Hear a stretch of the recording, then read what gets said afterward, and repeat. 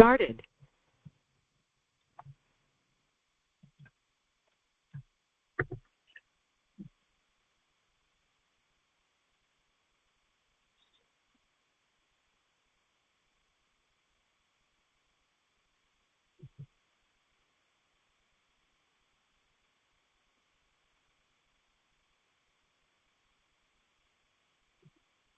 नमो लोये सौहरिहन्ताणं नमो लोये सौहृदानं नमो लोये सौभागिर्यानं नमो लोये सौज्यायानं नमो लोये सौत्रिकावती सावणम् ओंकारमिन्दु संयुक्त नित्यं ध्यायन्ति योगिनः कामदमोक्षदं च ओंकाराय नमो नमः मङ्गलं भगवान् यो मङ्गलं गौतमोऽग्नि मङ्गलं कुञ्कुण्डारि विजेन्द्रमोसुमङ्गलं नमः समयसाराय स्वानुभूत्या चकास्ते चित् स्वभावाय भवाय सर्वाः विभावनिदाता।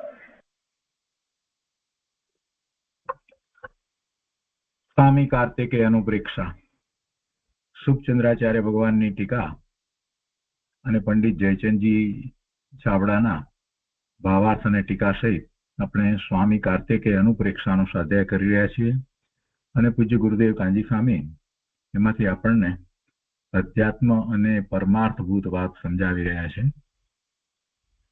અત્યારે ધર્મ ભાવનાનું સ્વરૂપ ચાલે છે. 12 ભાવનામાં છેલ્લી ભાવના ધર્મ ભાવના અને એનો વિસ્તાર આચાર્ય ભગવાને ઘણો કર્યો છે. આપણે ગાથા 323 સુધી સ્વાધ્યાય કર્યો છે. આજે આગળ લઈએ તે પહેલા સહેજ અનુસંધાન પ્રાપ્ત કરીએ. 323ની ગાથામાં એ વાત કરી કે સમ્યક દ્રષ્ટિ છે પણ તેમાં સંશય કરે તો મિથ્યા દ્રષ્ટિ છે એમ કહી અને 323મી ગાથા કહી અને એમાં એમ કહ્યું કે સર્વ જીવ પૂતગળ ધર્મ અધર્મ એટલે ધર્માસ્તિકાય અધર્માસ્તિકાય આકાશ અને કાળ એ 6 દ્રવ્યોને જીવ સહિત તથા તે દ્રવ્યોની સર્વ પર્યાયોને સર્વજ્ઞના આગમ અનુસાર જે જાણે છે શ્રદ્ધાન કરે છે તે શુદ્ધ સમ્યક દ્રષ્ટિ છે એ વાત કરી. અને એ પહેલા આ કેવી રીતે જાણે એ માટે અગાઉ અનેકાંત દ્વારા વસ્તુ સ્વરૂપને જાણે એની ઘણી વાત આવી ગઈ. એટલે એ રીતે જાણે છે યથાર્થ શ્રદ્ધાન કરે છે તો એવું શ્રદ્ધાન કરે છે સમ્યક દ્રષ્ટિ છે. અને એ પ્રમાણે શ્રદ્ધાન નથી કરતો પણ તેમાં શંકા સંદેહ કરે છે તે સર્વજ્ઞના આગમથી પ્રતિકૂળ છે એટલે એ પ્રગટપણે મિથ્યા દ્રષ્ટિ છે. અને એનો વિસ્તાર પૂજ્ય ગુરુદેવે કર્યો એ આપણે લીધું છે. હવે કે છે કે જે વિશેષ તત્વને ન જાણતો હોય પણ જીન વચનમાં આજ્ઞા માત્ર શ્રદ્ધાન કરે છે તેને પણ શ્રદ્ધાવાન કહીએ છીએ. અને એમ કહી અને ગાથા 324 કહે છે. તો સંસ્કૃતમાં 324મી ગાથા આ રીતે છે. યહ ન અપી જાનાતિ તત્વંશ જીન વચને કરોતિ શ્રદ્ધાનમ યત જીનવરૈઃ ભણિતમ તત્વ સર્વમ અહમ સમિચ્છામિ. એના અર્થમાં કહે છે કે જે જીવ જ્ઞાનાવરણના વિશિષ્ટ ક્ષયોક્ષમ વિના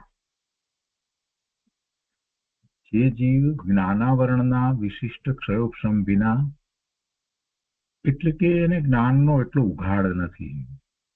અને જ્ઞાનનો ઉઘાડ નથી તો એમાં નિમિત્ત કારણ તરીકે જ્ઞાનાવરણીય કર્મનો ઉદય છે. તો એ જ્ઞાનાવરણીય કર્મનો ઉદય છે એ વાત અહીંયા કહેવી છે એટલે કહી દીધું કે જ્ઞાનાવરણના વિશિષ્ટ ક્ષયોક્ષમ વિના. જ્ઞાનાવરણ તો જળ કર્મ છે અને ભગવાન આત્મા તો એનાથી જુદો છે પણ એ નિમિત્ત હોય છે ને એ નિમિત્ત હોય છે એટલા માટે એક જ શબ્દ અહીંયા મૂકી દીધો જેથી જીવને એનો ખ્યાલ આવે. દરેકને જે જ્ઞાનનો ઉઘાડ જે છે એ જુદો જુદો છે અને જુદો જુદો છે તો એમાં નિમિત્ત કારણ તરીકે જ્ઞાનાવરણીય કર્મની પ્રકૃતિ હોય છે. જ્ઞાનાવરણીય કર્મની 5 પ્રકૃતિ છે અને એના જે પ્રમાણે એને ઉઘાડ છે એ પ્રમાણે હોય. દાખલા તરીકે આપણે આપણો વિચાર કરીએ તો એમાં કેવળ જ્ઞાનાવરણીય કર્મની પ્રકૃતિ જે છે એનો આપણને જરાય ઉઘાડ અત્યારે ન હોય કે કેવળ જ્ઞાન જ્યારે થાય ત્યારે એ પ્રકૃતિ જાય. એટલે એવી જ રીતે મનોપર્ય જ્ઞાન કે અવધિ જ્ઞાન જે છે તો એવી જે પ્રકૃતિ છે અવધિ જ્ઞાનાવરણીય અથવા તો બીજી લઈએ મનોપર્ય જ્ઞાનાવરણીય. તો એ બંને પ્રકૃતિ જયારે પૂર્ણપણે ઉદયમાં છે તો ત્યાં સુધી એવા અવધિ જ્ઞાન કે મનોપર્ય જ્ઞાન ન થાય. પણ એ તો નિમિત્ત તરીકે છે, એ તો નિમિત્ત તરીકે છે. તો અહીંયા કે છે કે જે જીવ જ્ઞાનાવરણના વિશિષ્ટ ક્ષયોક્ષમ વિના તથા વિશિષ્ટ ગુરુના સંયોગ વિના, એટલે એક તો આ પોતાના જ્ઞાનના ઉઘાડની વાત લીધી અને વિશિષ્ટ એવો ઉઘાડ નથી, એટલું બધું બધા સમજી શકે એવું નથી હોતું.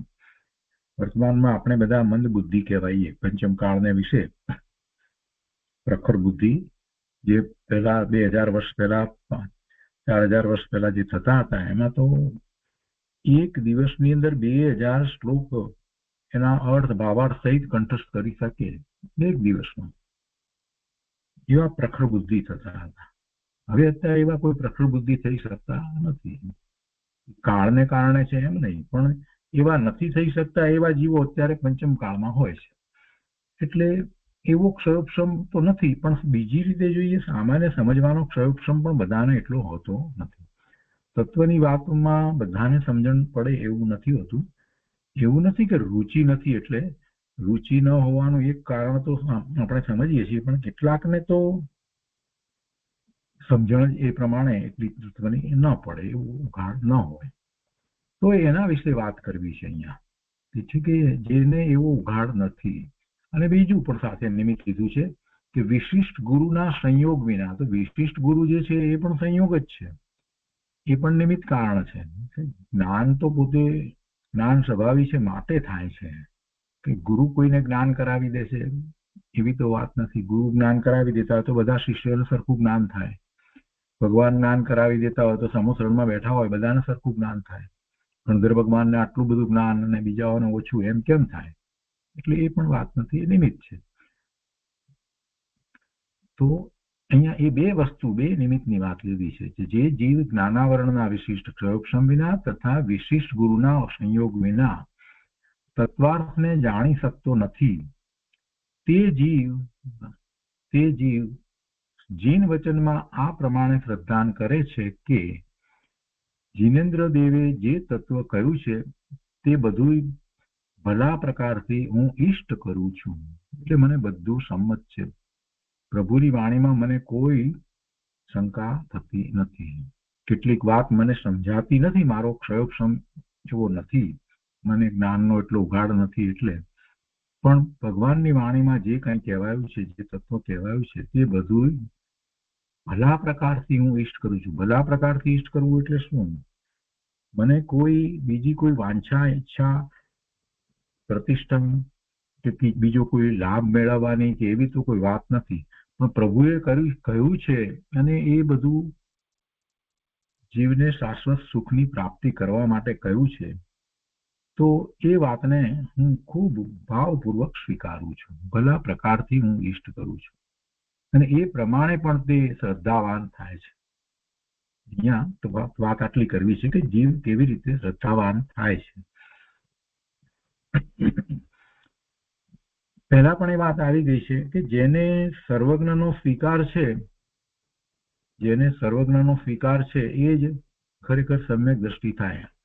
આપનો સ્વીકાર કર્યા વિના તો કોઈ સમ્યક દ્રષ્ટિ થઈ શકતું નથી. સર્વજ્ઞનો સ્વીકાર કરવો તો પછી સર્વજ્ઞની સર્વજ્ઞતાનો પણ સ્વીકાર કરવો, અને સર્વજ્ઞની સર્વજ્ઞતાનો સ્વીકાર કરે એ જ પછી આગળ વધી શકે છે. એટલે અહીંયા સીધી જ વાત મૂકી દીધી કે જીનેન્દ્ર દેવ સર્વજ્ઞ પરમાત્મા આપ્ત પુરુષ, એમણે જે તત્વ કહ્યું છે તે બધું ભલા પ્રકારથી હું ઈષ્ટ કરું છું. એટલે એને જીનેન્દ્રની પણ શ્રદ્ધા છે અને એમની વાણીની પણ શ્રદ્ધા છે. એમને જે જ્ઞાન પ્રકાશ્યું છે એની પણ એને બરાબર શ્રદ્ધા છે. કેટલુંક એને સમજમાં આવે છે, કેટલુંક નથી આવતું. તો કે છે કે એ પ્રમાણે પણ તે શ્રદ્ધાવાન થાય છે. ભાવાર્થમાં કહે છે કે જે જીનેશ્વરના વચનોની શ્રદ્ધા કરે છે કે સર્વજ્ઞ દેવે કહ્યું છે તે સર્વ મને ઇષ્ટ છે, એવી સામાન્ય શ્રદ્ધાથી પણ તેને આજ્ઞા સમ્યક્ત્વી કહ્યો છે. આવી સામાન્ય શ્રદ્ધાથી પણ તેને આજ્ઞા સમ્યક્ત્વી કહ્યો છે. હવે આ વાત આજ્ઞા સમ્યક્ત્વની વાત આવે એટલે બધાને એમ થાય કે આપણે પણ આજ્ઞા સમ્યક્ત્વી તો છીએ જ ને, અમે પણ આજ્ઞા સમ્યક્ત્વી છીએ, અમને પણ ભગવાનની વાણી જે છે એનો સ્વીકાર છે. હવે આવું બોલવાથી કઈ સ્વીકાર થઈ જાય છે એમ નથી, અને એ વાત પછી ગુરુદેવે વધારે સ્પષ્ટ કરી છે. તો આ ગાથા 324 ઉપર પૂજ્ય ગુરુદેવે જે વિસ્તાર કર્યો છે તે આપણે લઈએ.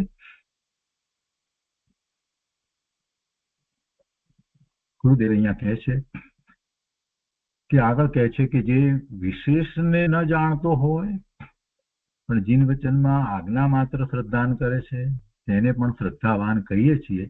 અને પછી ગાથા અને એનો ભાવાર્થ કયો ગુરુદેવ એનો વિસ્તાર કરતા કહે છે કે જે જીવને વિશેષ ક્ષયોક્ષમ જ્ઞાન નથી, એટલે કે સૂક્ષ્મ તત્વોને જાણી શકતો નથી અને નિમિત્ત તરીકે તેવું સમજાવનારા વિશિષ્ટ ગુરુનો યોગ પણ નથી, તો તે જીવ મૂળ પ્રયોજનરૂપ તત્વોને જાણીને બીજા તત્વોની સર્વજ્ઞ અનુસાર શ્રદ્ધા કરે છે તો તે પણ સમ્યક દ્રષ્ટિ છે.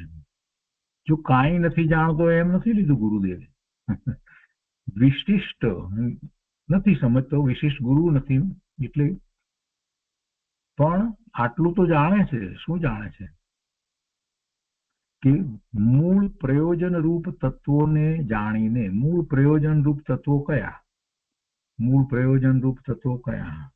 સાયન્સમાં જે તત્વ કયા છે એની વાત નથી, કોઈ મૂળ પ્રયોજનભૂત તત્વ નથી, નવ તત્વની વાત છે. નવ તત્વની યથાર્થ શ્રદ્ધા જેને થાય છે, પછી બહુ બધા બીજા રીતે વિસ્તાર બધા એટલા બધા ન આવડતા હોય. આપણને ક્યાં એટલા બધા વિસ્તાર આવડે છે? આમ જોવા જઈએ તો આપણને મનમાં અભિમાન હોય છે કે અમે આટલા શાસ્ત્રો જાણીએ, આટલી ગાથાઓ કરીએ, ને અમને અવ્યક્તના બોલ પણ આવડે ને અલિંગ ગ્રહણના બોલ પણ આવડે ને 43 શક્તિ આવડે, એટલે એટલામાં તો જાણે કે કંઈક બહુ મોટું આવડી ગયું એમ સમજી રહી છે. પણ એ આવડે કે ના આવડે, મૂળભૂત વાત જયારે સમજાય છે, સ્વીકાર થયો છે, હું કોણ છું, જ્ઞાન શું છે, મારા ભાવ કેવી રીતે છે, આ બધી વાતનો મૂળ વસ્તુનો સ્વીકાર થયો છે. અને એમાં એવા સ્વીકાર સહિત એ નવે નવ તત્વને જેમ છે તેમ યથાર્થ ગ્રહણ કરે છે. માત્ર જાણે એમ નહીં. જાણે તો અહીંયા પ્રોફેસર કોઈને ભણાવી દો તો એ જાણી લે ને ભણાવી આપે, એમાં કઈ મોટી વસ્તુ નથી. કોઈ શાસ્ત્રી વગેરેનો કોર્સ કર્યો હોય તો બધા જાણતા હોય, બોલી જાય પોપટની જેમ, એને એથી કઈ થોડું જ્ઞાન થઈ જાય છે એમ નથી. જાણે શબ્દને જરાક સમજવાનો છે, તેનો સ્વીકાર થવો જોઈએ, ગ્રહણ થવું જોઈએ. જીવ તત્વને હું જાણું છું તો જીવ તત્વ કેવું છે, ચેતન છે, અનંત ગુણનો પિંડ છે, એમ તો બોલે છે, બધા બોલે છે, કેટલા વર્ષોથી બોલે છે. જો પોતે અનંત ગુણનો પિંડ છે, બધી વાત બરાબર છે, તો પછી બહાર શું કરવા જાય છે બીજું સમજવા? નિર્ણય કર્યો છે પછી બહારમાંથી પોતાને કંઈ પ્રાપ્ત થવાનું નથી એવો નિર્ણય સાથે હોવો જોઈએ. તો અંદરમાં ચિંતન કેમ નથી કરતો? પોતાના અનંત ગુણનો સ્વીકાર છે, જ્ઞાન સ્વભાવી છું, તો જ્ઞાન સ્વભાવે પરિણમવાનો પુરુષાર્થ કેમ નથી કરતો? પછી ધ્યાનની વાતનો વિરોધ કેમ કરે છે? પોતે જ્ઞાન સ્વભાવી છે અને ગુરુદેવે કહ્યું કે ભાઈ જ્ઞાન સ્વભાવનો નિર્ણય કરી અને ઉપયોગને સ્વ તરફ વાળી દેવો, નિર્વિકલ્પ ધ્યાનમાં અનુભૂતિ થાય છે. આ વાત તો વારંવાર કરી છે, હજારો વાર વાંચી છે, તો એ દિવસમાં એ કેટલી વાર ધ્યાન કરે છે? એનો વિકલ્પ એને તો ઉઠતો નથી. કેટલોય સમય આ જીવ બીજી બધી વાતમાં પંચાયતોમાં બગાડે છે, પણ એને એમ થાય છે કે હું જ્ઞાન સ્વભાવી છું, તો લાવ ને હવે હું બેસું, મારા જ્ઞાન સ્વભાવનો વિચાર કરું, એવું કેમ થતું નથી? એટલે કેટલી બધી વસ્તુઓ આપણે માત્ર શાસ્ત્રની વાતોને માહિતી રૂપે જાણીએ છીએ. તો ગુરુદેવનું અહીંયા એમ કેવું છે કે એવું માહિતીની વાત નથી. શું કહ્યું? મૂળ પ્રયોજન રૂપ તત્વોને જાણીને બીજા તત્વોની સર્વજ્ઞ અનુસાર શ્રદ્ધા કરે છે. આ એક જ વાક્ય જે કહ્યું એમાં ગુરુદેવને બધું કહેવાનું હતું તે કહી દીધું. મૂળ પ્રયોજન રૂપ તત્વોને જાણીને બીજા તત્વોની સર્વજ્ઞ અનુસાર શ્રદ્ધા કરે છે. મતિ કલ્પના એ નહીં. એવી શ્રદ્ધા થાય એના તો જીવનમાં પરિવર્તન આવી જાય. જો એક વાત છે, પરિવર્તન આવે એટલે ચારિત્ર, બાહ્ય ચારિત્ર માં ફેરફાર થઈ જાય એમ ન માની લેવું. આજકાલ લોકોને એવું બહુ છે કે ક્યાંક આપણે તત્વની વાત કરીએ તો કે દીક્ષા કેમ નથી લઈ લેતા? ચારિત્ર, સીધું ચારિત્ર ઉપર જુએ છે. ભાઈ, ચોથું ગુણસ્થાન જયારે કહેવામાં આવ્યું છે અને એને અવિરતિ સમ્યક દ્રષ્ટિ કહેવામાં આવ્યું છે, તો એનો અર્થ જ એ છે કે ચારિત્ર ન હોય. ભલે સમ્યક દર્શન હોય તો પણ ચારિત્ર ન હોય. તમે બાહ્ય ચારિત્ર જોઈને જ એને સમ્યક દર્શન છે કે નથી એવો વિચાર કરશો તો ભૂલ પડશે. એટલે એ વાત નથી, પણ અંતરંગ બદલાઈ જાય, અંતરમાં ઘણો ફેરફાર આવી જાય. મૂળ પ્રયોજન રૂપ તત્વોને જાણીને બીજા તત્વોની સર્વજ્ઞ અનુસાર શ્રદ્ધા કરે છે તો તે પણ સમ્યક દ્રષ્ટિ છે. આ વાત છે. મૂળ વસ્તુ સ્વરૂપને પણ જાણે નહીં અને એમ ને એમ કહે કે ભગવાને કહ્યું તે સાચું, ભગવાને કહ્યું તે સાચું, તો પણ બરાબર નથી. ગુરુદેવ એમ કે છે બીજી વાત પણ સાથે, શું ભગવાને જે કહ્યું તે અમને માને છે, ભગવાને જે કહ્યું, પણ ભગવાને શું કહ્યું ના એ તો ખબર નથી. તો પછી ભગવાને કહ્યું એ માન્ય તું કેવી રીતે કહે છે? પ્રભુ ઓગે ઓગે કહે છે. એ તો ઘેટા જેવી વાત થઈ. એક ઘેટું જતું હોય એની પાછળ બીજું ત્રીજું ગાડેરીઓ પ્રવાહ ચાલ્યા કરે.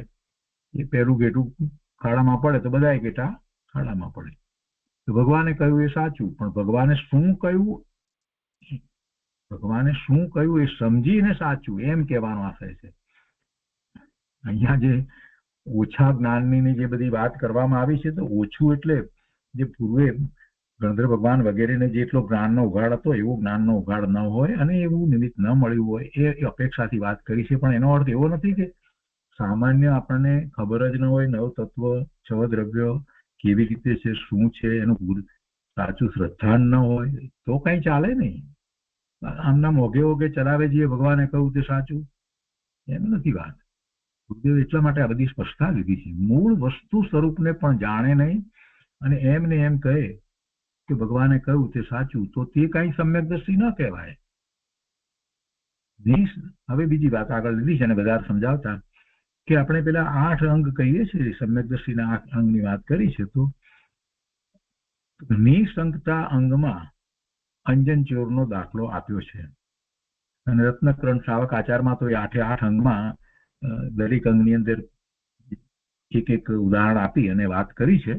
તો કે છે કે નિસંગતા અંગમાં અંજન ચોરનો દાખલો આપ્યો, પણ તેણે તો પાછળથી શુદ્ધ આત્માની શ્રદ્ધા પ્રગટ કરી, તેથી પૂર્વનો આરોપ કરી અને તેનો દાખલો આપ્યો છે. પહેલા માત્ર જે શંકા રહિતપણું જે હતું એનાથી કઈ એને આત્માની પૂરી શ્રદ્ધા થઈ એવી વાત નથી, પણ પછીથી જે આખું જે એને જે પ્રગટ કર્યું, સમ્યક પ્રગટ કર્યું છે, તો પહેલા એને શરૂઆત જયારે કરી ત્યારે નિસંગતાથી શરૂઆત કરી, એટલે એ નિસંગતા અંગમાં અંજન ચોરનો દાખલો આપ્યો, પણ તેણે તો પાછળથી શુદ્ધ આત્માની શ્રદ્ધા પ્રગટ કરી, તેથી પૂર્વનો આરોપ, એટલે પૂર્વે એને નિસંગતા રાખી હતી એ વાતને લઈ અને પછી એનો દાખલો નિસંગતી અંગની અંદર આપવામાં આવ્યો છે. પણ જે જીવ નિશ્ચયની શ્રદ્ધા કરીને સમ્યક દર્શન પ્રગટ ન કરે અને એકલી એવી રીતે કઈ પણ નિસંગતા પકડીને બેસી રહ્યો હોય તો કઈ સમ્યક દર્શન થતું નથી. પણ જેને સમ્યક દર્શન થયું છે એને પૂર્વે શું હતું, શેનાથી એને શરૂઆત કરી હતી, એ અપેક્ષાથી શાસ્ત્રમાં આ રીતે દાખલો આપવામાં આવ્યો છે. સામાન્ય જીવને સમજાવવા માટે, એક તરફ વાળવા માટે થઈ અને એવો દાખલો આપવામાં આવે. પણ જે આગળ જઈ અને પછી પૂરું કરે છે એને માટે એ દાખલો છે. કે પણ જે જીવ નિશ્ચયની શ્રદ્ધા કરીને સમ્યક દર્શન પ્રગટ ન કરે અને એકલી ભગવાનના નામે શ્રદ્ધા કરે તેવા જીવને સમ્યક દ્રષ્ટિ નથી કહ્યો. ભગવાનની એકલી શ્રદ્ધા છે, એમને શ્રદ્ધા છે, ભગવાને કહ્યું સાચું છે, તો કઈ સમ્યક દ્રષ્ટિ કહેવાતો નથી, સમ્યક દ્રષ્ટિ થતો નથી.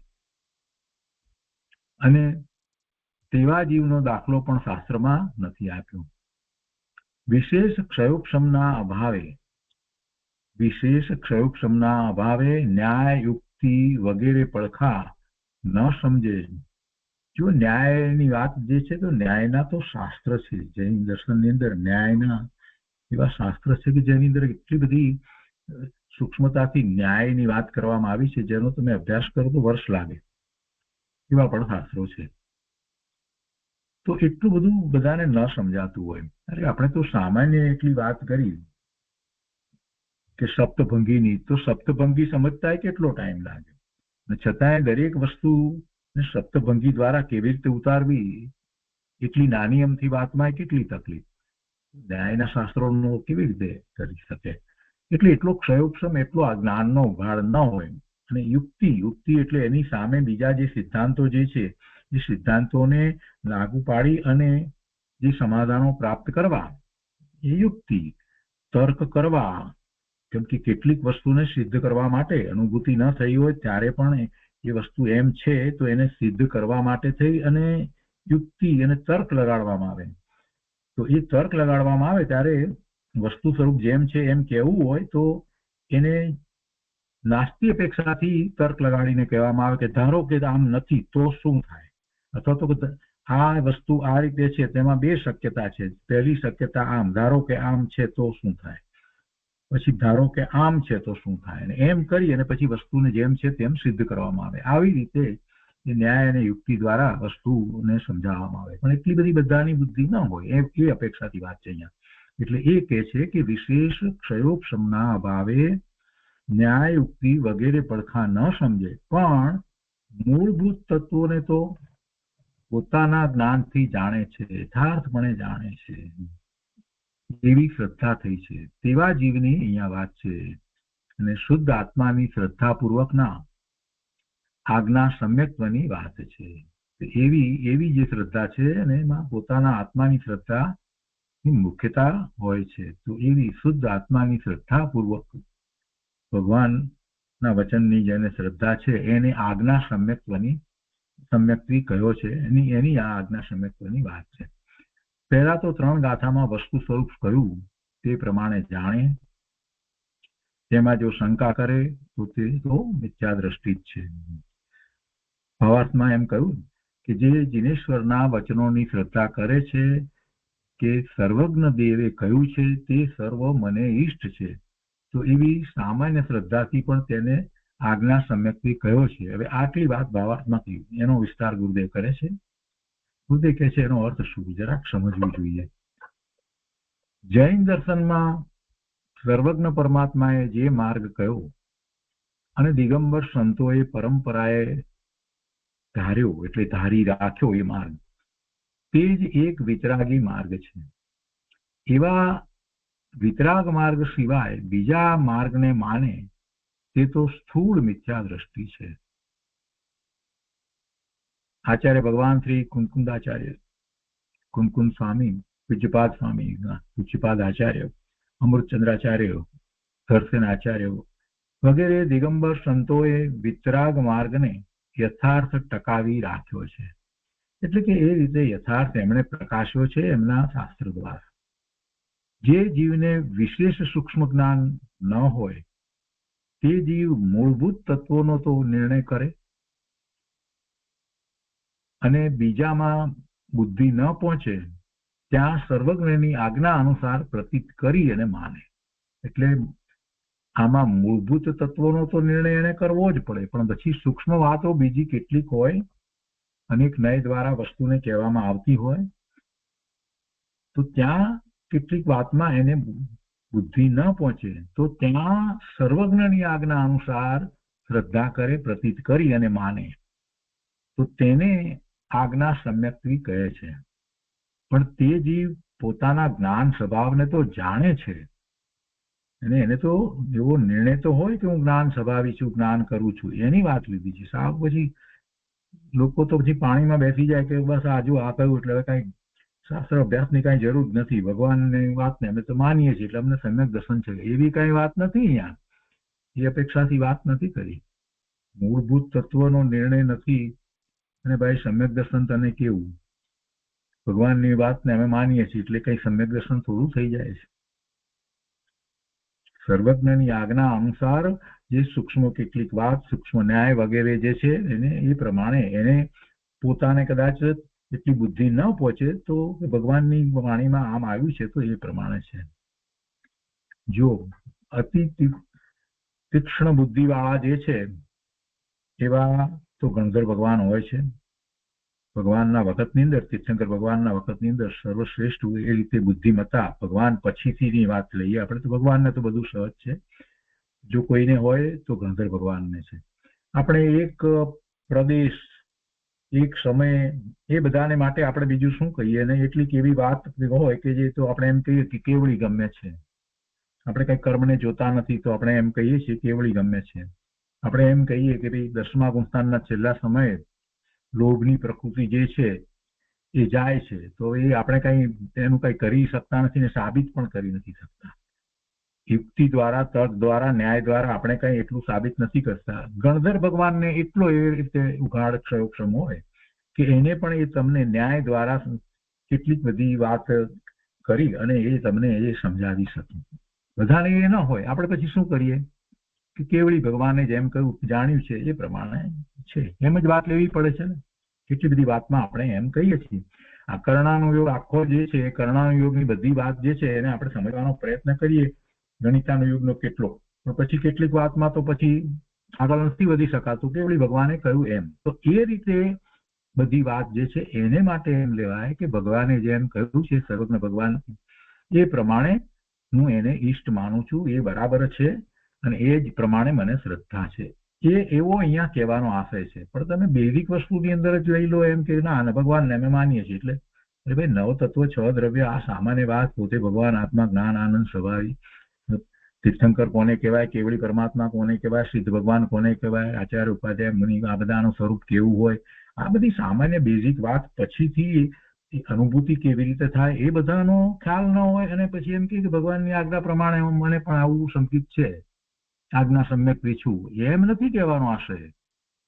એમ કરી અને પછી પ્રમાદ લેવાની વાત નથી. એમ કહી અને કેટલાક લોકો કે જો કે આમાં શાસ્ત્રની જરૂરત છે, પણ આ તો શાસ્ત્ર જે છે એ આચાર્ય ભગવાન લખનાર જે છે એમને કહીએ તો એ તો આપણે એમ કે આ તો અમે તમારા માટે મંદ બુદ્ધિમાળા માટે આટલું લખ્યું છે. જ્ઞાન તો આના કરતા ઘણું વિશાળ છે. એટલે આટલું તો ખ્યાલમાં રહેવું જોઈએ. એટલે ગુરુદેવે સ્પષ્ટતાઓ કરી છે કે તમે એમ માની લો કે બસ ભગવાનની વાત માનીએ છીએ તો આજ્ઞા સમ્યકની, એમ નથી હોતું. ત્યાં કઈ વસ્તુ નથી સમજાતી એની વાત લીધી કે સૂક્ષ્મ વાત કે જ્યાં બુદ્ધિ ન પહોંચે ત્યાં સર્વજ્ઞની આજ્ઞા અનુસાર પ્રતીત કરીને માને તેને આજ્ઞા સમ્યકની કહે છે.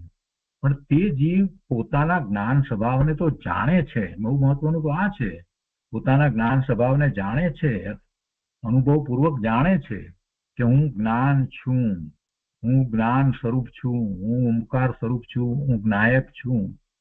એમ જ્ઞાનને પોતે જાણે છે. પદાર્થોમાં ક્યાંય ફેરફાર કરનાર હું નથી. પર પદાર્થો, બીજા પદાર્થો કે બીજા જીવો ના પરિણામને હું કરી શકતો નથી, બદલાવી શકતો નથી. જેને આવો નિર્ણય પણ નથી તે તો મિથ્યા દ્રષ્ટિ છે.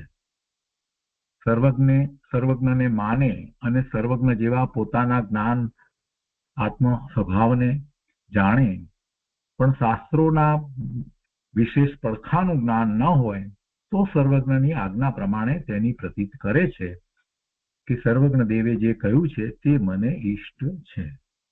પણ સર્વજ્ઞના શાસ્ત્રોમાં સંદેહ કરતો નથી એવો જીવ આજ્ઞા સમ્યક્વી છે.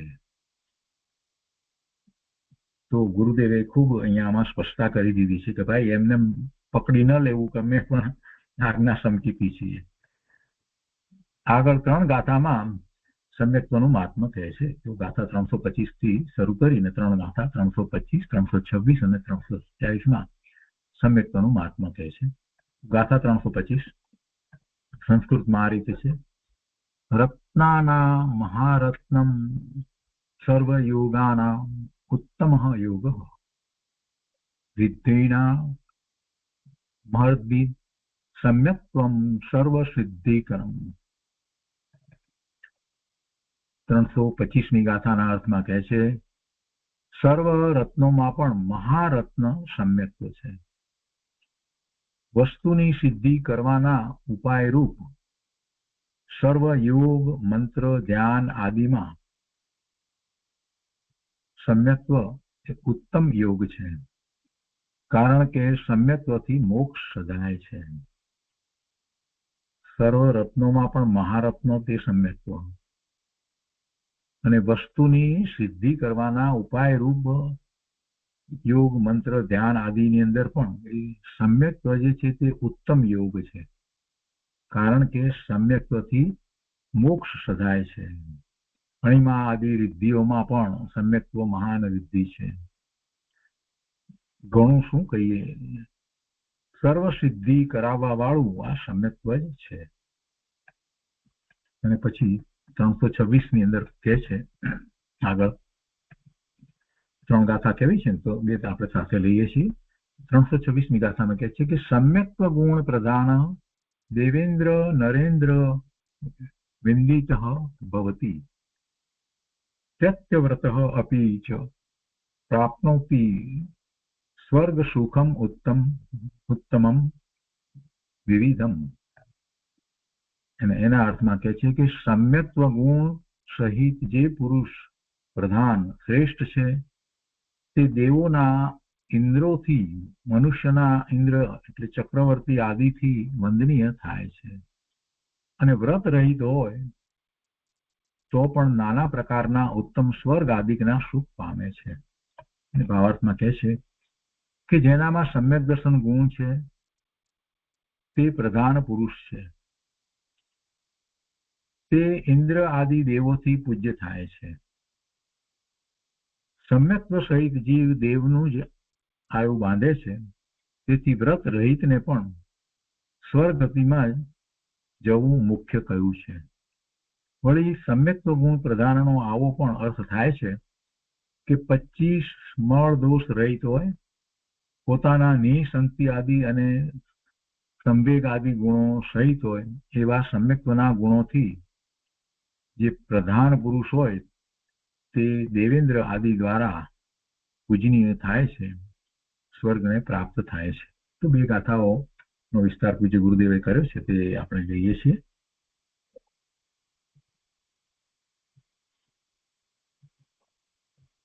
ત્રણસો 25મી ગાથાનો વિસ્તાર કરતા પૂજ્ય ગુરુદેવ કહે છે,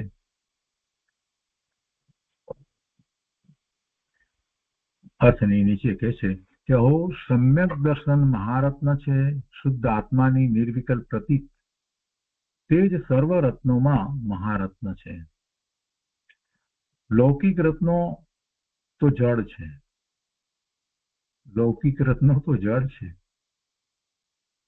પણ દેહ ભિન્ન કેવળ શુદ્ધ ચૈતન્યનું ભાન કરી અને સમ્યક દર્શન પ્રગટે તે જ મહારત્ન છે. લૌકિક રત્નો તો બધા આપણે હીરા માણેક બધું જે કઈ રત્નો જે છે એ તો બધા જળ છે, એની તો કોઈ વાત નથી. પણ અહીંયા કહે છે કે જે શુદ્ધ સમ્યક દર્શન પ્રગટ થયું છે તો શુદ્ધ આત્મા પોતે છે એવા ભાનપૂર્વક અનુભૂતિપૂર્વક એ પ્રગટ થયું છે. શુદ્ધ ચૈતન્યનું ભાન કરી અને સમ્યક દર્શન પ્રગટે એને મહારત્ન કર્યું છે, અને એમાં એ દેહથી જુદો ભિન્ન પડી જાય છે, વર્તમાન પર્યાયથી પણ પોતે જુદો ભિન્ન પડી જાય છે. એવું શુદ્ધ ચૈતન્યનું ભાન, એ શુદ્ધ ચૈતન્ય જે છે એને કોઈ ગતિ હોતી નથી. શુદ્ધ ચૈતન્ય પોતાનું સ્વરૂપ એને કોઈ મનુષ્યની કે દેવની કેવી 4 ગતિમાંથી કોઈ ગતિ હોતી નથી. એને કોઈ વેદ નથી હોતો, પુરુષ વેદ, સ્ત્રી વેદ, નપુંસક વેદ એવો કોઈ વેદ પણ નથી હોતો. શુદ્ધ ચૈતન્યનું ભાન કરીને અને એ અનુભૂતિ દ્વારા થાય, આત્માની અનુભૂતિ દ્વારા એવું ચૈતન્યનું ભાન થાય, તો એનું ભાન કરી અને એને સમ્યક શ્રદ્ધાન થાય છે, તો એ સમ્યક દર્શન પ્રગટે તે જ મહારત્ન છે. કેટલાક રત્નોની વાત ગુરુદેવ કહે છે કે પાણીમાં ઊંચું સ્વચ્છ પાણી હોય તેને ઉદક રત્ન કહે છે, સારો પુત્ર થાય તો પુત્ર રત્ન કહે છે. ચક્રવર્તીનો ઊંચો ઘોડો હોય તેને અશ્વરત્ન કહે છે. એમ ઊંચી વસ્તુને રત્ન કહે છે. આવું વ્યવહારમાં આપણે કહીએ છીએ, એવી ઉપમા આપીએ છીએ. પણ અહીં તો કહે છે કે તે બધા રત્નો તો કહેવા માત્ર છે. ખરેખર ચૈતન્ય સ્વભાવની શુદ્ધ પ્રતીતિ રૂપ, ચૈતન્ય સ્વભાવની શુદ્ધ પ્રતીતિ રૂપ, બીજી કોઈ પ્રતીતિની વાત જ નથી કરવી. બીજી કોઈ પ્રતીતિની કેમ વાત નહીં લેતા હોય? એટલી ચેતના જ છે આત્મામાં. ચેતના આમ તો કહો છો કે તમે અનંત ગુણ છે, અનંત ગુણ છે, અને તમે વાત જયારે કરો ત્યારે બસ એક ચેતનાની દરેક વખતે વાત કરો છો. આવો કોઈને પ્રશ્ન થાય. ચૈતન્ય સ્વભાવની શુદ્ધ પ્રતીતિ રૂપ, પછી બીજા ગુણોનું શું થયું? એની પ્રતીતિ નહીં. એટલે પ્રભુ જ્ઞાન દર્શનની ચેતના છે, એ દ્વારા જ અનંત ગુણનો અંશ અને અનુભવમાં આવે છે. જ્ઞાન ગુણ દ્વારા જ, જ્ઞાન ગુણનું પરિણમન જે થઈ રહ્યું છે, અદ્વૈતપણે જયારે થાય છે ત્યારે એને અનંત ગુણ જે છે એનું અંદરમાં ચાલી રહેલું ભવન જે છે એનો આસ્વાદ આવે છે. એટલે જયારે એમ કહેવામાં આવે કે ચૈતન્ય સ્વભાવની પ્રતીતિ, ત્યારે ચૈતન્ય સ્વભાવમાં બધું આવી ગયું. અનંત ગુણનું ભવન જે અંદરમાં ચાલી રહ્યું છે એને અનુસરી અને પોતાના પરિણામ થાય છે, એને એવી અનુભૂતિ થાય છે. કે છે ખરેખર ચૈતન્ય સ્વભાવની શુદ્ધ પ્રતીત રૂપ સમ્યક દર્શન તે જ સર્વ રત્નોમાં શ્રેષ્ઠ રત્ન છે. પ્રતીતનો અર્થ શ્રદ્ધા અને અનુભૂતિ સહિતની શ્રદ્ધા. કેટલીક જગ્યાએ એમ હોય, કેટલીક જગ્યાએ પ્રતીતનો અર્થ એમ હોય કે ભાઈ તું એમ આટલું જાણી અને સ્વવિકલ્પ દશામાં નિર્ણય કરી અને એવી શ્રદ્ધા કર, એવો પણ પ્રતીતનો અર્થ થાય. એટલે જે જગ્યાએ જે અર્થ લાગુ પડતો હોય તે ગ્રહણ કરવું. ચક્રવર્તીના 14 રત્નો કરતા 7મી નરકના નારકીનું સમ્યક્ત્વ રત્ન શ્રેષ્ઠ છે. ચક્રવર્તીને 14 રત્નો પ્રાપ્ત થાય છે, એના એવા સંયોગ હોય છે પુણ્યને કારણે, એટલે એવા 14 રત્નો કહેવામાં આવે છે. તો એના કરતા કે છે કે નરકના નારકીનું, 7મી નરકના નારકીનું સમ્યક્ત્વ રત્ન શ્રેષ્ઠ છે. 7મી નરકમાં પણ કોઈને સમ્યક દર્શન થાય. જેને સમ્યક દર્શન થયું હોય એ 7મી નરકે નથી જતો, પણ ત્યાં સમ્યક્ત્વ થાય. તો એ ભલે 7મી નરકમાં રહ્યો હોય તો પણ એનું સમ્યક રત્ન છે એ શ્રેષ્ઠ છે. સમ્યક દર્શન રત્ન પાસે 12ના રત્નોની કાંઈ કિંમત નથી. એ તો બધા જડ છે. અથવા તો કોઈ ચેતનને પણ કહેવામાં આવ્યા હોય, કોઈ ઉત્કૃષ્ટ વસ્તુ હોય, એમ દાખલા તરીકે એનો પુત્ર છે, એવો તો બહુ જ હોશિયાર બુદ્ધિશાળી બધી રીતે એને પુત્ર રત્ન કહેવામાં આવતું હોય, કે સ્ત્રી રત્ન કહેવામાં આવે એવી સ્ત્રી હોય તો એ બધા એટલે ચેતન હોય તો પણ એ રત્નો ની સામે સમ્યક્ત્વની વાત કહીએ તો સમ્યક દ્રષ્ટિ, જે સમ્યક દર્શન, સમ્યક જ્ઞાન, સમ્યક ચારિત્ર, એ રત્ન 3 રત્નો પ્રાપ્ત થયા છે એ એના કરતા પણ ઘણા ઊંચા છે. અને બાકી બીજા બધા રત્નો ની એની સામે કોઈ કિંમત નથી. સમ્યક દ્રષ્ટિ જીવને કોઈ ચડાવવા આવે તો પણ તે શ્રદ્ધાથી ચલિત થતો નથી. સ્વર્ગમાં રત્નોના ઢગલા મળે તેમાં જીવનું કાંઈ કલ્યાણ નથી. સમ્યક દર્શન રત્ન અપૂર્વ કલ્યાણકારી છે. સમ્યક દર્શન સર્વ કલ્યાણનું મૂળ છે. સમ્યક દર્શન સર્વ કલ્યાણનું મૂળ છે. તે સમ્યક દર્શન વગર જે કરે તે તો બધું રાખ ઉપર લીપણ જેવું છે. રાખ ઉપર લીપણ એટલે કે પહેલાના વખતમાં, હજી જો કે ગામડામાં ક્યાંક બધા ઘરમાં લીપણ હોય છે, તો લીપણ કરે એમાં નીચે બેઝમાં માટી જે છે એને બરાબર સોલિડ સરખી કરે પછી લીપણ કરે, નહીં તો લીપણ ઉકળી જાય. રાખની ઉપર લીપણ કરી દે તો કેટલો વખત રહેવાનું છે. એટલે કે છે કે સમ્યક દર્શન વગર જે કરે તે તો બધું રાખ ઉપર લીપણ જેવું છે, વ્યર્થ છે બધું. સમ્યક દ્રષ્ટિ જીવ લક્ષ્મી, પુત્ર વગેરે માટે કોઈ શીતળા વગેરે માને, પેલી શીતળા માતા ને આ માતા ને મેલડી માતા ને કેટલી માતાઓને બધા કેટલાય દેવ દેવતાઓને માનતા હોય છે બધા. તો કે છે કે સમ્યક દ્રષ્ટિ જીવ લક્ષ્મી કે પુત્ર કે વગેરે માટે કોઈ એવા દેવ દેવલાને માને નહીં, શીતળા વગેરેને માને નહીં. લોકમાં મંત્ર, તંત્ર, ઔષધ વગેરે છે, તો તે તો પુણ્ય હોય તો ફળે. મંત્ર તંત્ર ઔષધ, અત્યારે મંત્ર તંત્ર તો બહુ રહ્યા નથી એવા કરવા વાળાને કઈ ખાસ બધું, પરંતુ ઔષધની વાત છે એટલે દવાની વાત, અને બીજું એના પછી સર્જરીની વાત. અત્યારે તો મેઇન વાત એ ચાલે છે. તો અનેક પ્રકાર એડવાન્સ સર્જરી ને એ બધા નવા નવા શોધાયેલા ડ્રગ દવાઓ, આ બધા ઉપર લોકોને બહુ વિશ્વાસ છે, પણ એ ક્યારે કામ કરે એ નથી વિચાર કરતા, કેમ કે એટલી દ્રષ્ટિ જ નથી. એટલી દ્રષ્ટિ જ નથી. દવા વગેરે આ જે છે એની શ્રદ્ધા, ડોક્ટરની શ્રદ્ધા, નવી ટેકનોલોજીની શ્રદ્ધા, એ બધાની એને ખૂબ શ્રદ્ધા છે, પણ એને એમ નથી કે આ બધું ક્યારે કામ કરશે. ક્યારે કામ કરશે તો કે જ્યારે આ કર્મ જે ઉદયમાં આવ્યું જે છે એ એની નિદ્રા થઈ જશે ત્યારે એ બધું સફળ થશે. ત્યાં સુધી અસાતા વેદની કર્મનો ઉદય આવ્યો છે, એમાં ઔષધ લીધા કરશે તો એ કાંઈ ફેર પડવાનો નથી. આ વાત એને સમજવાની છે. ખૂબ બધા સ્વાધ્યાય કરે, બધું કરે, પણ છેવટે પાછું બધું જેમને કહીએ ને કે બધું કુલડીમાં વાળે એના જેવું છે. આ તો શ્રદ્ધા છે નહીં કે આ બધું કામ નહીં કરે. જ્યાં સુધી પેલું જે છે અસાતા વેદની નો ઉદય છે તો ત્યાં સુધી એ રહેશે અને એ ચાલ્યો જશે. એટલે એમાં પછી નિમિત્ત કારણ ગમે તે હોય, ઔષધ હોય કે મંત્ર હોય કે તંત્ર હોય, સર્જરી હોય કે કોઈના આશીર્વાદ હોય કે કોઈ વાસ્કેપ નાખે એનાથી મટી ગયું એમ. પછી મને આનાથી મટ્યું. ગુરુદેવ કહે છે કે લોકમાં મંત્ર તંત્ર ઔષધ વગેરે છે તે તો પુણ્ય હોય તો ફળે, નહીતર કાંઈ ફળે નહીં. પુણ્ય એટલે પછી પુણ્ય જે આ પાપ પ્રકૃતિનો ઉદય જે છે એ ખરી જાય, અને પુણ્યની પ્રકૃતિનો ઉદય હોય તો ફળે એમ. પણ આ સમ્યક દર્શન રત્ન સર્વ રત્નોમાં એવું શ્રેષ્ઠ રત્ન છે કે દેવો પણ તેનો મહિમા કરે, અને જેને એ રત્ન પ્રાપ્ત થયું છે એને પછી આ બધા બાકીના બીજે 12માં જે કોઈ રત્નો જે છે એને પ્રાપ્ત કરવાની કોઈ એને ઈચ્છા હોતી નથી. એ સમજે છે કે આ બધું તો ધૂળ છે.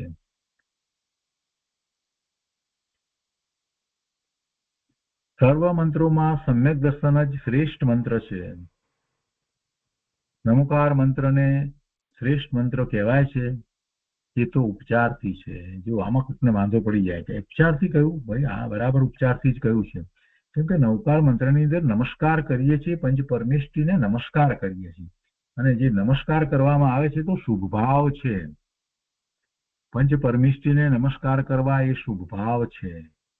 આપણે પંચ પરમેષ્ઠીને નમસ્કાર ન કરીએ તો પછી આપણે જીનવાણી નો સ્વીકાર નથી કર્યો.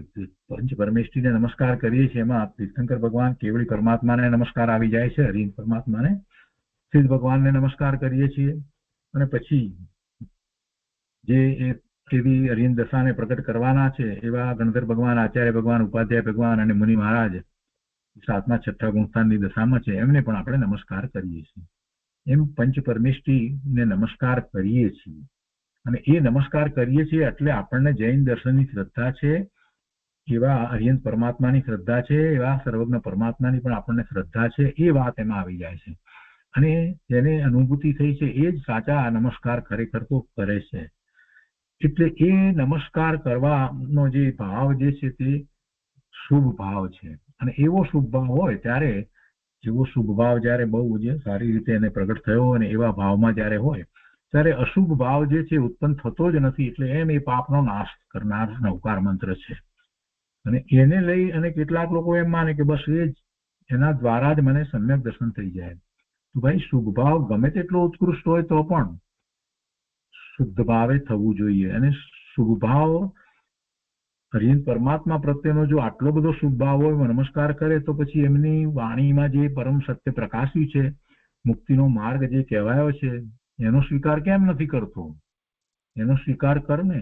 એમાં તો એમ કહેવાય કે તું પણ શુદ્ધ છો, પૂર્ણ છો, પવિત્ર છો, સિદ્ધ સમાન છો, અને મારી જેમ તું પણ એવી હરિયંત દશાને પ્રગટ કરવા માટે સક્ષમ છો. તો એવો પુરુષાર્થ કર, અને પુરુષાર્થનો માર્ગ બતાવ્યો છે. તો માત્ર નમસ્કાર કરીએ એટલે એમ નથી હોતું. પછી એ જે વાત એમણે કરી છે એનો સ્વીકાર થવો જોઈએ ને. સ્કૂલમાં ભણતા હતા તો ટીચરને સલામ માર્યા જ કરીએ દીધું, તો એથી કઈ આપણને આવડી જાય નહીં. સાથે જ ટીચરે જે ભણાવ્યું એ ભણવું પડે. હોમવર્ક પણ કરવું પડે તો બરાબર ટીચરને આપણે ગમીએ. બાકી ટીચરને દિવસમાં 3 વાર સલામ કર્યા કરીએ તો ટીચર કોઈ વાર ગુસ્સે થઈ જાય.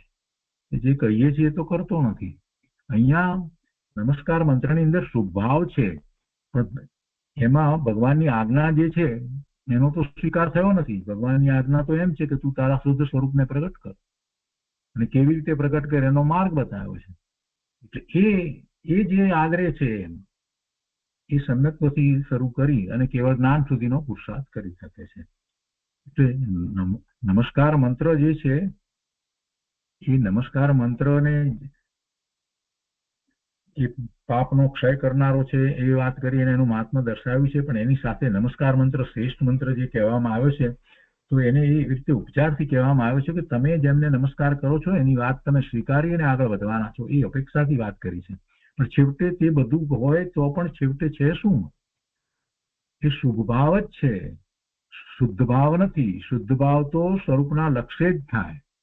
ઘણા આ વાતમાં વાંધો પડી કરે શું તમે વાત કરો છો, નૌકાર મંત્રને શ્રેષ્ઠ કયો? બધી જગ્યાએ બધામાં શાસ્ત્રોમાં નૌકાર મંત્ર જ હોવો, એનાથી જ કલ્યાણ થાય. તમે વાત ના પાડો છો. અહીંયા નૌકાર મંત્રને શ્રેષ્ઠ મંત્ર કહેવાય છે તે ઉપચારથી. આમ ગુરુદેવે કહ્યું આટલું વાંચે એટલે પછી છોડી દે. અરે પણ ઉપચારથી જ છે ભાઈ, એમાં શુભ ભાવ છે, એમાં શુભ ભાવ છે. પણ એવો શુભ ભાવ પણ જ્ઞાની ધર્મી સમ્યક દ્રષ્ટિને પણ આવ્યા વિના રહેતો નથી. બસ પણ છે એ શુદ્ધ ભાવ તો પોતાના સ્વરૂપના લક્ષ્ય થાય છે. એટલે એ સમ્યક દર્શન જે શુદ્ધ ભાવ થયો અને અનુભૂતિ થઈ અને હવે જે શ્રદ્ધાન થયું છે તે સમ્યક શ્રદ્ધાન, તે સમ્યક દર્શન ખરેખર તે જ શ્રેષ્ઠ મંત્ર છે. નમસ્કાર મંત્ર તો અભવ્ય જીવને પણ અનંતવાર સારી રીતે એને સંસ્કાર કર્યા હોય, શુભ ભાવ એને પણ ઘણો આવ્યો હોય, દેવલોકમાં જાય તો હમસતો તો નહીં જતો હોય. અભવ્ય દેવલોકમાં જાય, 9મી ગ્રેડ સુધી જાય તો કેવી રીતે જતો હશે? એટલે નમસ્કાર મંત્ર તો અભવ્ય જીવે પણ અનંતવાર ગણ્યા, પણ તે તો શુભ ભાવ છે. સમ્યક દર્શન વગર સંસારનો નાશ થાય નહીં. નમસ્કાર મંત્ર બોલવાનો ભાવ તો શુભ ભાવ છે, શુભરાગ છે. તે જ્ઞાનનું કાર્ય નથી, તે જ્ઞાનનું કાર્ય નથી. એક એક વાક્યને પકડવાનું છે કે એમાં જ્ઞાન નથી, નૌકાર મંત્ર બોલવામાં જ્ઞાન નથી. તો જ્ઞાન કોને કહેવાય? જ્ઞાન ક્યાં છે? આ બધા ઉપર વિચાર કરે તો ખબર પડે ને. જ્ઞાન ક્યાં છે? જ્ઞાન કોનું છે? ભગવાનનું જ્ઞાન. ભગવાનનું જ્ઞાન ભગવાન પાસે રહ્યું. કોઈનું જ્ઞાન કોઈ સુધી પહોંચતું નથી. કોઈનું જ્ઞાન કોઈ સુધી પહોંચતું નથી. દરેક આત્મા જ્ઞાન સ્વભાવી છે અને પોતે પોતાના જ્ઞાન સ્વભાવે થાય છે. તો નિમિત્ત તરીકે બીજા જ્ઞાન સ્વભાવીની વાણી એવું કંઈક હોય છે. એમાં નિમિત્ત તરીકે જે લેવામાં આવે તો એમાં એ ગણધર ભગવાન, આચાર્ય ભગવાન કે ઉપાધ્યાય ભગવાન, મુનિ મહારાજ એમના જ્ઞાન એમને અનુભૂતિ કરી છે એ પછી એમની વાણી કે એમના શાસ્ત્ર દ્વારા આપણને જ્ઞાન થયું એમ આપણે કહીએ છીએ. પણ મૂળ તો એ જીનવાણી છે. તો સાક્ષાત જીનેશ્વર ભગવાનની વાણી હોય એ પણ નિમિત્ત કહેવાય. કેમ કે જ્ઞાન સ્વભાવ મારો છે અને એને હું પ્રગટ કરું, એની પ્રગટતા થાય, એમાં એ નિમિત્ત કારણ છે. ભગવાનનું જ્ઞાન છે એ ભગવાનમાં પૂરતું જ રહે, ભગવાનનું જ્ઞાન ભગવાન સુધી સીમિત રહે. પણ એમના નિમિત્તે એમનો જે પૂર્વે તીર્થંકર ભગવાને એવી ભાવના કરી હતી કે બધા જીવોનું કલ્યાણ થાય, એટલે એ તીર્થંકર થયા છે. તો એ તીર્થંકર નામ કર્મ જે બાંધ્યું છે એનો એ વખતે ઉદય થાય છે, એટલે એવી દિવ્ય ધ્વનિ છૂટે છે. અને એ નિમિત્ત તરીકે જોવા જઈએ તો ત્યાં સર્વજ્ઞતા છે ભગવાનના વિશે, અને જે વાણી જે છે એ પૂતગળનું કાર્ય છે, ભાષાવર્ણનાનું કાર્ય છે. તો નિમિત્ત કેવું ઉત્કૃષ્ટ છે, ભગવાનને સર્વજ્ઞતા છે. એટલે એ વાણી જે છે એ જીનવાણી છે અને એ જીવોને એ નિમિત્ત થાય છે. નિમિત્ત તરીકે ઉત્પન્ન થઈ અને બીજા જીવોને જ્ઞાન સ્વભાવી જીવો બધા છે એને એ નિમિત્ત થાય છે અને એમ આપણને જ્ઞાન થાય છે.